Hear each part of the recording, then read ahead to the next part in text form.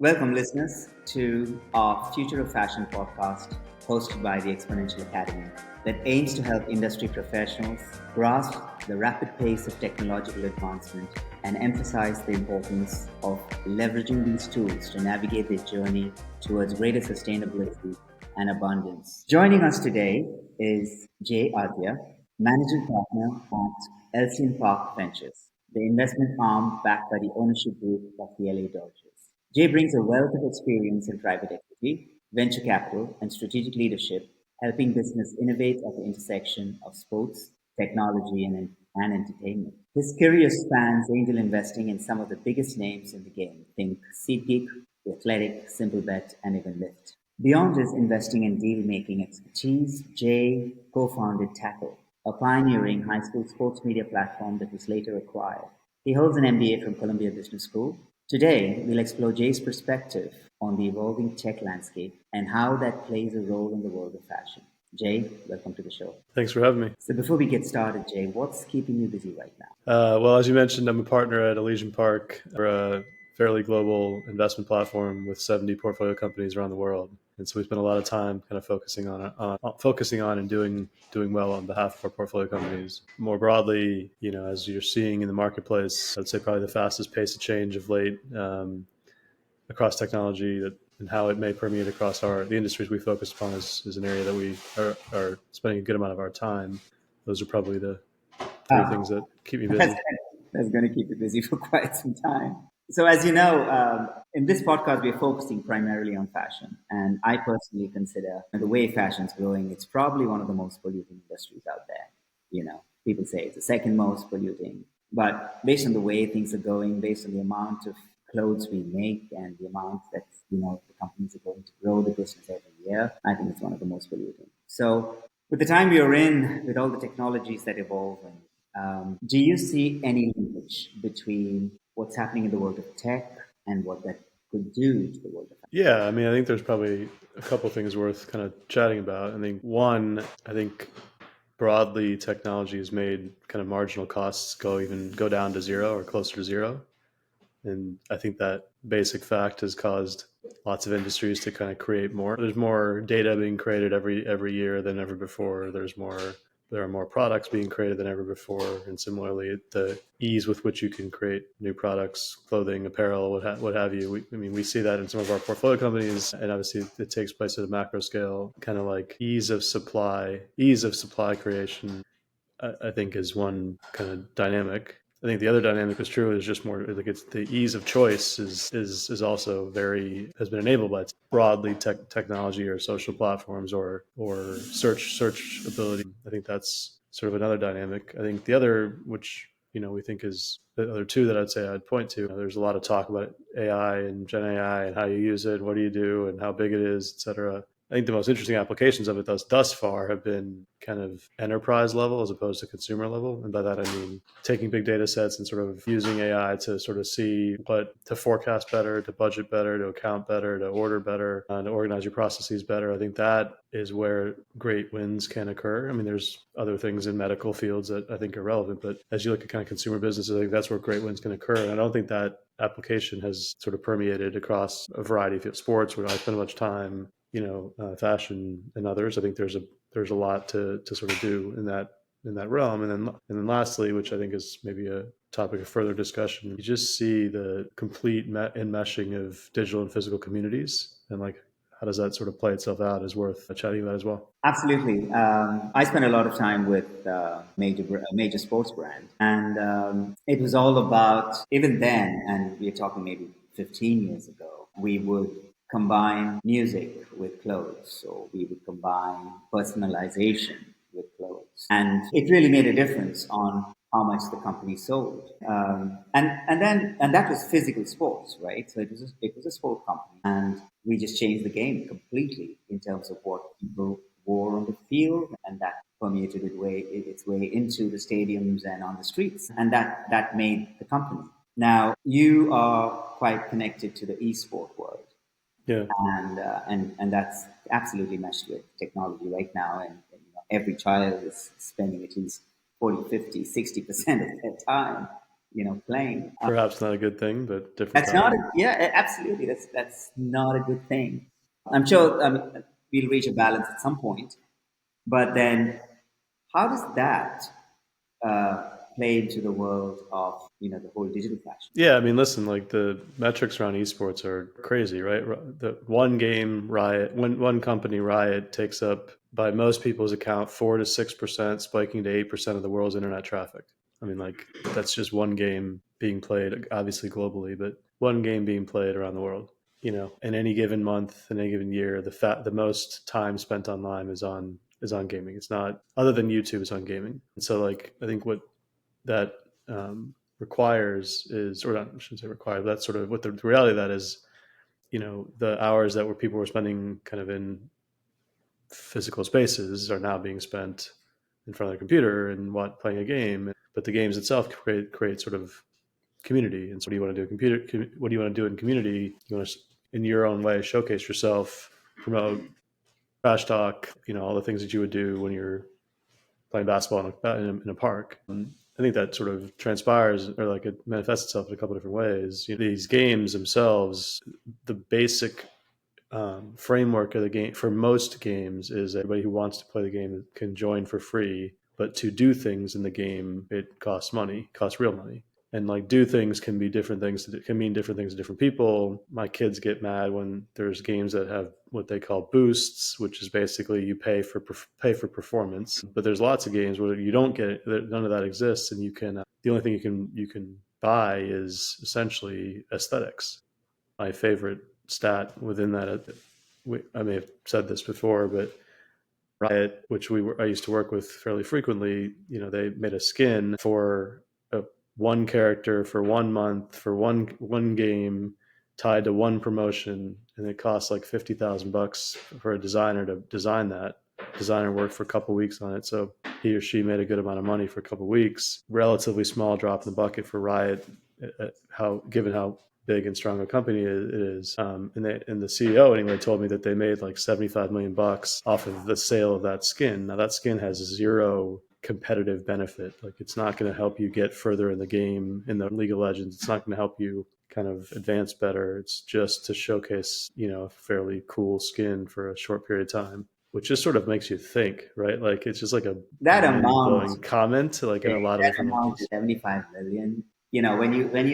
When you think about a physical brand, the amount of what we need to do, you forecast, you find the factory, you buy the fabric, you go overseas, you get it all done, and you check the quality. And here, I mean, you said it was just one designer. Yeah.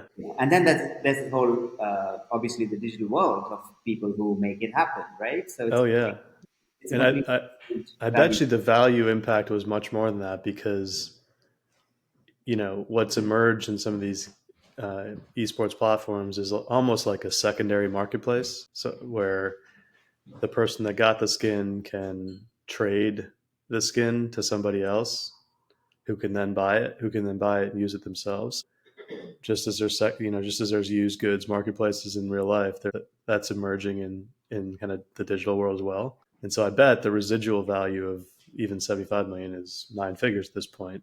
But to your point, like you think about it, like we have a couple businesses that are in kind of golf apparel and are in kind of footwear, and like it's just such a grind for them to get to $1 million of sales, much less, and all the things you mentioned, right? Like design and manufacturing and 3PL or shipping and marketing and all that goes into it. Like I'm not saying it's easy, because Riot has had a huge installed base of game players. Man, that's like it's just makes you think, right? Like And the end goal is the same, right? We're yeah, talking the dopamine hit of, looking great and buying yeah, apps or whatever it is. The end goal, whether it's happening inside the confines of your room, like you yeah, said, it's probably not the best thing. But I'm sure every industry would, or every behavior would strike a balance that, I mean, I was having a conversation with my boys to say, how do you balance your time? But the reality is, they don't care too much about the next physical shoe that's coming out or the next hoodie that's coming out.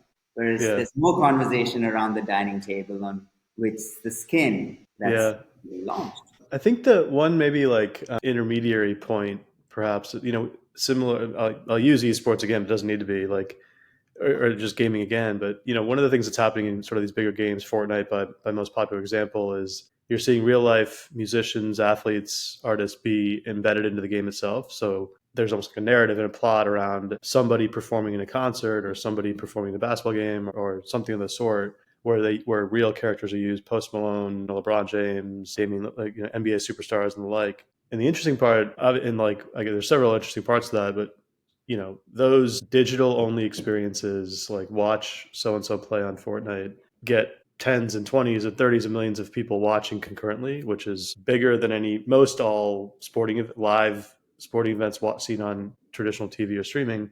But I think perhaps as interestingly, what those digital characters, kind of, which are effectively real personalities, but in the digital sphere, what they're wearing is actually mimicked in real life. And so, like, what LeBron wears when he's in that digital environment, becomes a shoe or a apparel that Nike is going to promote and wear and showcase. B, it becomes a drop because it's in limited form, and C, it spawns a fairly active pick, StockX, notes type of secondary trading marketplace. And I don't think it's happened as yet, but I bet you it'll become like like a fashion forward type of experience as well, meaning like this culture of this hoodie or that hoodie emerged not from Beaverton only, but from that which resonated the most inside of a game, which again is like it's like almost the opposite or inverse of how Nike never dreamed of that sequence happening in that order, right? Like, No, absolutely. You know, see, when you draw parallels between what's happening in the digital world when it comes to skins and fashion, and the example you mentioned, there was a designer, and what's happening in the physical world, there are designers, there are trend forecasters, there are, yeah, you figure all that out. You have a creative direction. That's how the normal, fashion world goes. There's a fashion show, and then there's booking. yeah, And the Footlockers of the world will, say this is how much I think I can sell, right? Now, there's a lot of skill there of people for sure. forecasting, and so the roles and responsibilities within a fashion company is quite fixed. The Yeah. creative part, the demand creation, the sales, the supply. Do you see, I mean, based on your experience with the digital world, that a company like the Nike can morph into more of a digital? Where the balance is like now it's so much digital, so much physical. Do you see that changing? It's this debate we have internally all the time about like how, I mean, there's no denying Nike's design legacy, right? Like, but you go to Beaverton and it's just this, and it's an unbelievable campus. It's like so awe-inspiring to be there, but it's like an institution, right? There's like building upon building upon building of like people that are doing the same job that was basically done 50 years ago, which has been obviously Nike's an iconic company. So we talk about it a lot because we're just wondering is a easier solution? Is it likely to become internal? Is such change likely to come internally within Nike by innovative groups, people, folks with some autonomy there, or is it likely to come kind of like from a startup that's perhaps has some of the Nike legacy that is building and kind of focus on a different market? And I'll give you an example. Like, we have a tiny investment in sort of like a rapid design footwear business. The guy he used to be the partners with Yeezy, Kanye, and on Yeezy, kind of before Kanye went off in his own way.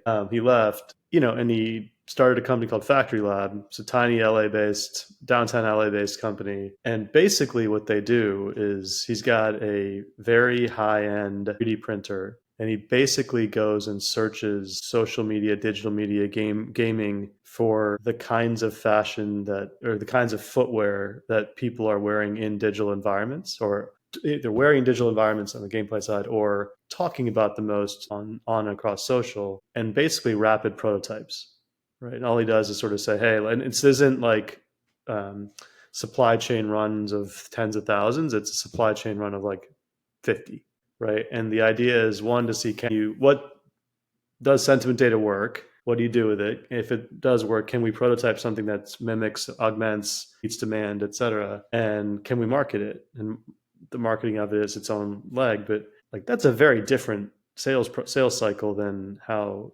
Nike takes 3 years to design a shoe and 2 years to market it, right? Like, maybe I'm off by a year. It's It's short. changed. I know it's changed, but like it's Yeah. No, no, I'm sure.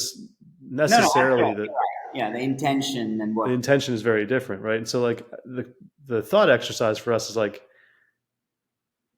listen, I don't think Factory Labs is going to ever become a Nike, but can Nike adopt more of Factory Labs kind of ethos as they need to change, right? Like that's the question. I think we're almost coming to the end of our conversation, but I love what you just said. Can the likes of Nike, they are there to bring inspiration to every athlete in the world. That's what they stand for. Their purpose need not change.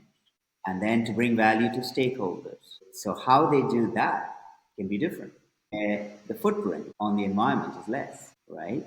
And the reach with technology is so much more, like filling up a stadium for Yeah. one of the NBA games, as opposed to what you just said, watching somebody digitally. And yes, it need not necessarily be a startup.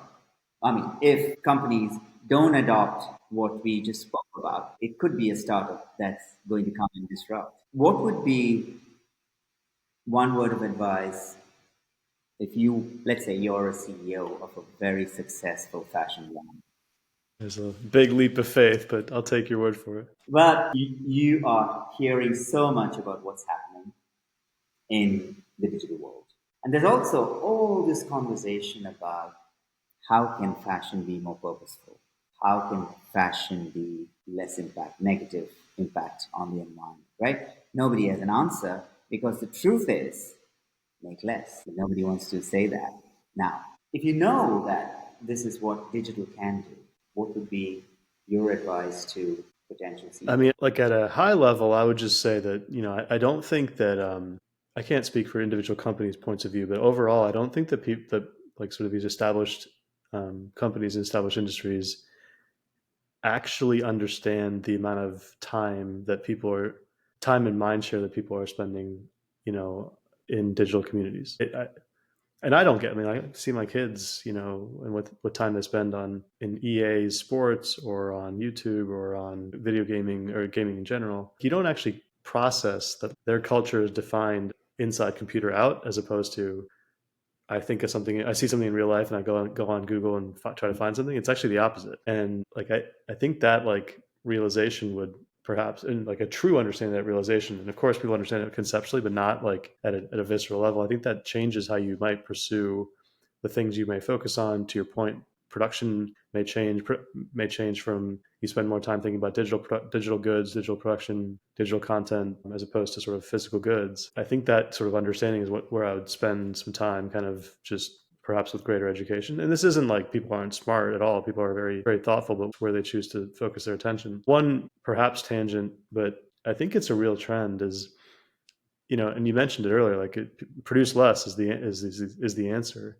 The interesting thing that we're seeing both in investment circles and anecdotally, and in I think survey data or like market research supports this, is a lot of kids and a lot of sort of tastemakers these days actually prefer secondhand, used, do-it-yourself types of approaches to first worn or first produced goods. So like take the Nike Tech sweatshirt, resell it, put a patch of your own on it, and you wear it, or resell it. The other way to think about it is produce less and assume there's a secondary market, because kids or tastemakers want to buy, adapt, sell, resell, trade, augment. I mean, I think there's legs to that sort of approach, and you see that with the valuations of StockX and Goats and Poshmark and Depop and the like. I think the latter have massive supply issues that set supply focuses, but if you sort of overlay where perhaps mass fashion has gone awry with the rise of really high-end collectibles and the rise of those markets, there seems to be like a